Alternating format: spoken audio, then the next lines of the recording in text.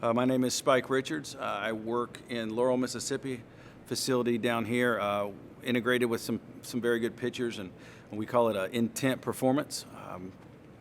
I've been in Laurel training professionally or in the business for about 13, 14 years now.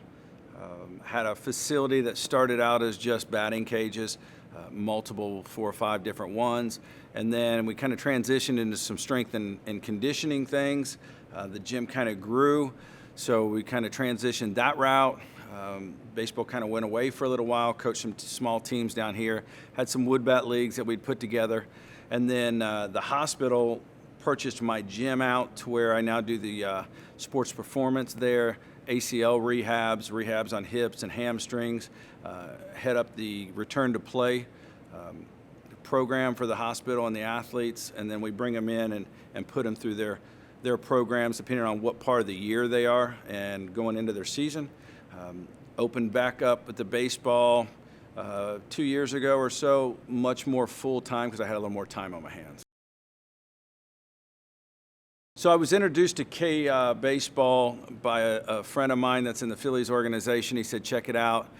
For me, I wanted something that was going to go next level, was going to set my facility, set me as a coach apart. I could offer something that nobody else was going to offer. I felt like it allowed me to put a little more skin in the game. I've got hitters coming in. They're used to instructors that just kind of do the everyday drill. They tell their parents that, hey, you know, you're getting better, but there's no proof. There's no measurable proof.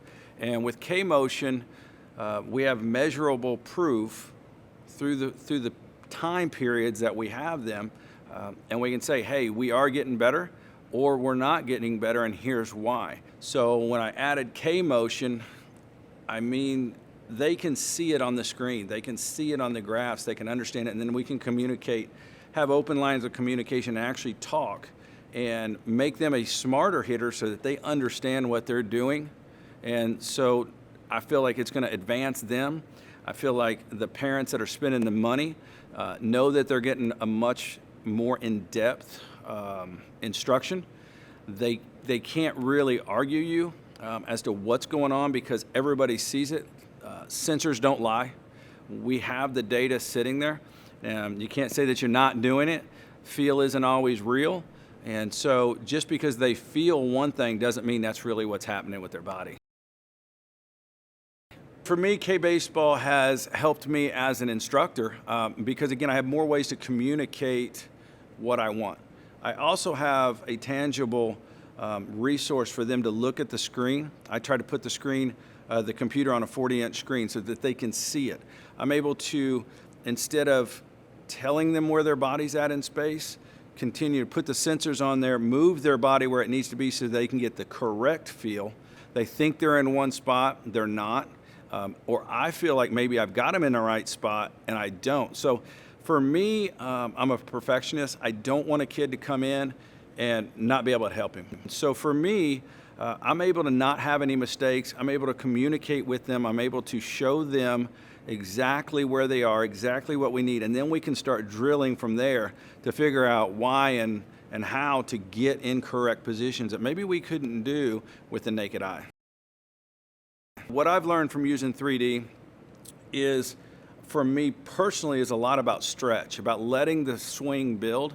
I wasn't very, I won't say proficient, about how much stretch is in the body and how different every hitter is.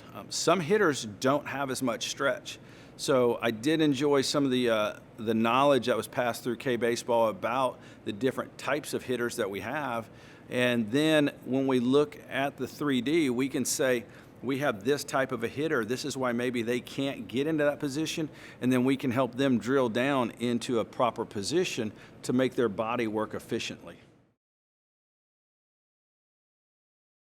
So the other thing that we've been working on here at in Laurel is I've got a prototype here. I didn't bring the actual one because we've been using a prototype for about 3-4 months in here and working on what's called Saber Bat, and it's after me and my kids. Actually, it's Spike, Allie, Brady, Richards, and what we've done, K-Motion really put this into play.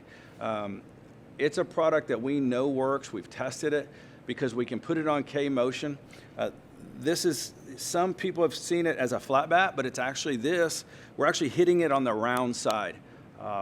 When we sequence properly and we get stretched and we start to turn and everything is properly sequenced, the bat will turn behind the shoulder and be in the zone longer on plane. We talk a lot about being on plane, but there's so many different ways to explain it, or at least the ways I've heard it explained. But using technology has helped me develop a hitting tool that it has blown up just in the last probably 3 or 4 weeks that I announced the patent protection on it. We're selling them all over the country. I'm driving 1,600 miles or more to pick up more bats so that we can just make them, because I can't get enough bats right now. They're selling out. We've got some national contracts that are coming through, but I got to completely give a lot of credit to K Motion, because the technology was, why will the body not get in certain places? Why are we cutting balls?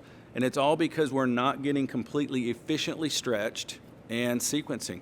And this tool, because of K Motion and K Baseball, has helped me develop something that creates a perfect sequence. Because if you're not sequencing, it's impossible to cover the entire zone with a saber bat.